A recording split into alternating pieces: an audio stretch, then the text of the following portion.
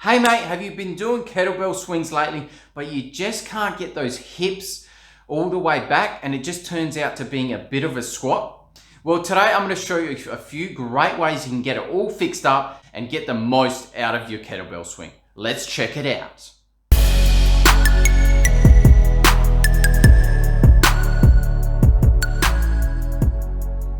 Okay, so the first thing we'll go through is how to do your kettlebell swing and what mistakes are being made when you're doing them. So primarily the kettlebell swing is more of a hip hingey movement, okay? What's the difference? Well, okay, so if you think a squat, if you're looking at my hips, usually when we're going for a squat, our hips are going down towards the floor, okay? With a hip hinge, our hips are more driving going back, okay? So if you watch my hips, they're going back, back, back, back, back, back, back, back, like that. One is working more, I would say it's more your quads, and the other one is working more your hamstrings or your posterior chain, okay? So these are the common mistakes that I see in the gym happening all the time, okay? So the first one is squatting your kettlebell swing. So what we'll do, you're grabbing the kettlebell, people start off in a bit of a squat position, and what they're doing is doing a bit of something like this, squatting up and down, okay? The big mistake that they're doing is they're keeping the chest up too high when they're doing it, and they're letting the knees fold forward while they're doing it. When we're doing any kind of kettlebell swing, we want to make sure we're utilizing that posterior chain and making it look more like a hip hinge movement rather than a squatting movement. So rather than the kettlebell, rather than your body just going up and down, it's going to be going back and forward, okay? So we can get that nice hip drive. Whereas if we're doing a squat, it's really hard to get that rhythm, okay? So the way we want our kettlebell to look like, a nice straight back while we're doing it, and sitting into our hamstrings or setting our hips back, okay? So what it should look like is our hips going backwards and forwards, backwards and forwards, okay?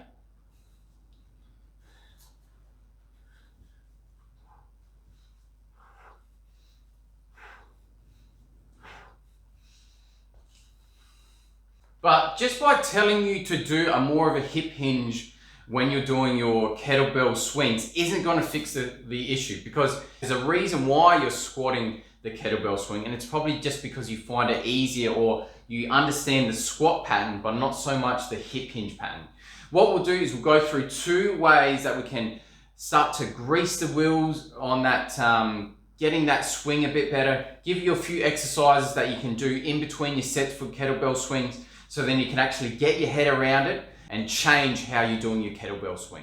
Okay, so the first one is going back to basics, back to body weight, and all you need for this one is just using a stick. You've probably seen this one around the place. All it is going to teach you to hip hinge while keeping a straight back, okay? So the kettlebell swing is a little bit different to a hip hinge, but if you can't do a hip hinge, guarantee you probably can't do a kettlebell swing. You're probably squatting it. So the way we can do this is we want to use the stick as feedback to tell us that we've got a straight back while we're doing this, and just give us the cue to sit back into our hips, okay?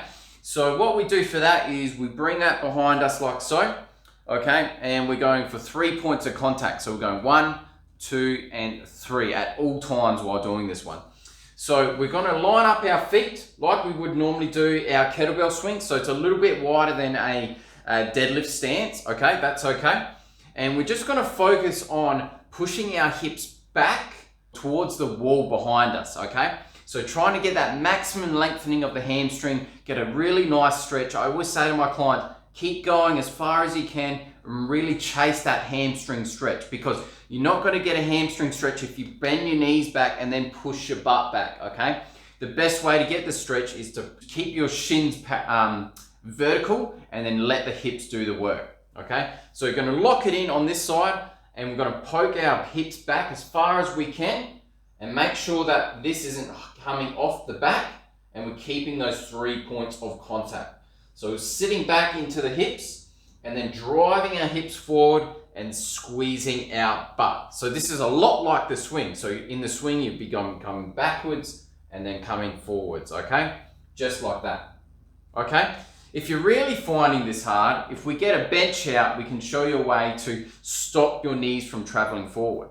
Okay, so now that we've got the bench, what this will do is stop you from basically blocking the movement, so you really won't want to put your knees forward, because what we're going to do is use the bench to actually glue your calves or the back of your knees to the bench. And if they come off, then you're not doing the exercise right, okay? So what you want to do is glue the back of your knees onto that bench, going onto here, 3 points of contact, and all you're doing is you're sitting back over that chair as much as you can, and shoulders over toes. So you think hips back and shoulders over your toes, okay?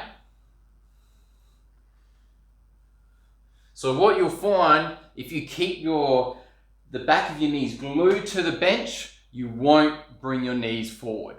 Okay, so for this next one, we're going to add a bit of resistance, and I believe they're just called something like a pull through, okay? So you can do this either with a cable machine, with a rope, or today, like I've just done loop the band around the rack, and you'll see how it works. So this is just going to work the portion of you reaching through your legs, okay? Because if we reach down too low here, it's going to make us want to bend our knees. Whereas if we reach them back straight through, our body's going to lean over more, and we're going to use more of that posterior chain.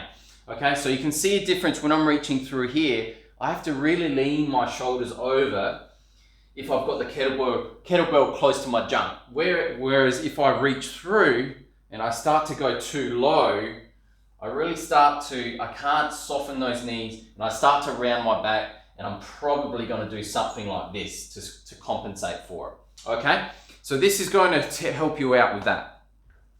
So the way you set up, like with all these things, we're going to set up the way we would normally with a kettlebell. So feet kind of forward and a little bit wider than usual. So we're going to grip the rope, or like I've got the band here, and we're going to focus on, build up a bit of steam here, and we're going to stand up nice and straight. You're going to have a bit of a lean anyway, right close to your junk, and you're going to reach through, getting a really good hamstring stretch, and then really press up and squeezing your butt, okay? So reaching through, shoulders over toes, and then straight up, okay? So you might find that you'll fall over a few times here, perfectly normal like I just have.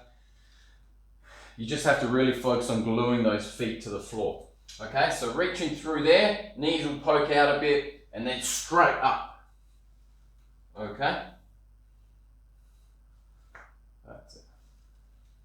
So what you'll find, having that little bit of resistance, pulling your arms through your legs and close to your junk, is really going to help with sitting your hips back and getting out of that squatty position.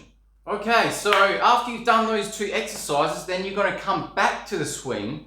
But I would recommend, if you're still having trouble going back and getting those hips back into a full swing, just do a little swing, okay? So this will just help with greasing the wheels before you can get into that full hip hinge, going all the way back and all the way up forward, okay? So the way we do this is not really that much to it. You're going to grip the kettlebell, and all you're focusing on doing is just keeping that kettlebell close to your junk again, and just pushing those hips back and forwards, okay? So you're just going to kind of do a little bit of swing and then squeeze your butt, okay? And see if you can get a little bit like that. And then once you can get a bit bigger, you can start to exaggerate it a little bit more. So you can see how a little swing can easily lead to a big swing, okay? So you can see I'm just kind of bringing it just a little bit besides my thighs, and really just focus on bringing those butt back and shoulders over toes, okay? And after a while, you'll just find you'll be able to go deeper between your legs and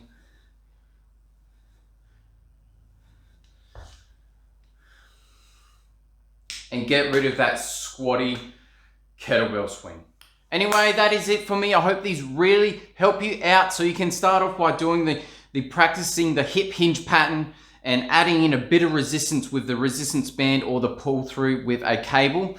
And then actually start kind of slowly greasing the wheels a little bit, starting off with a little bit of a small hip hinge swing, and then gradually increasing the swing the more you go into it. So trust me, if you just focus on getting that hip hinge with the stick and with the band or the resistance, your hip hinge will just come with time, okay? It'll make it so much easier if you know how to push your hips back without any weight than if you add in the kettlebell. It'll make it so much easier. Anyway, if you're looking to get back into the gym after pain, injury, or surgery, but you try to go back to the gym, things don't really work out, you end up in pain, you end up worse off than you were before you hit the gym, I've got a special guide for you, which is called the 7 lifts to bulletproof your body after injury. I'm going to drop the link in the description box below so you can download that. My name's Adam, and I help you return to the gym